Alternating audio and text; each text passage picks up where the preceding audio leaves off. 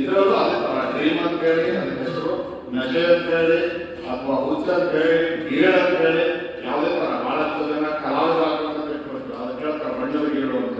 ಆ ಬಣ್ಣದ ಗೀಳು ಇದ್ರೂ ಅದು ಸಕ್ಸಸ್ ಆಗಕ್ಕೆ ಸಾಧ್ಯ.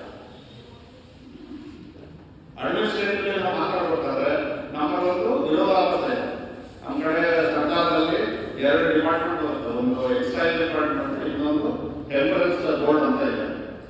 ಎಕ್ಸೈಸ್ ಡಿಪಾರ್ಟ್ಮೆಂಟ್ ಒಂದು ಕಡೆ ಏನು ಅಂದ್ರೆ ಪ್ರತ್ಯಕ್ಷವಾಗಿ ಏನಂತಾರೆ ನಶೆ ಹೋಗ್ಬೇಕು ಅಂತ ಹೇಳೋದಿಲ್ಲ.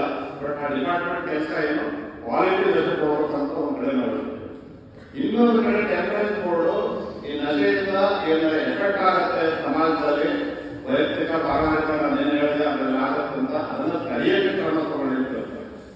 ಯಾಕೆ ವಿರೋಧಾಭಾಸ ಯಾಕೆ ಈ ತರ ಇದೆ ಅಂದ್ರೆ ನಾವು ಬಂದಿರ್ತಕ್ಕಂಥ ದಾರಿ, ನಾವು ಆಡಳಿತ ಬಂದಿರ್ತಕ್ಕಂಥ ದಾರಿ ಅದನ್ನು ಕರೆಕ್ಷನ್ ಮಾಡಕ್ಕೆ ಬಹಳ ಕಡೆ ನಿಷೇಧ, ನಿರ್ಬಂಧನೆ, ಪ್ರೊಹಿಬಿಷನ್ ಎಲ್ಲ ಮಾಡ್ತಾ ಇದ್ದಾರೆ.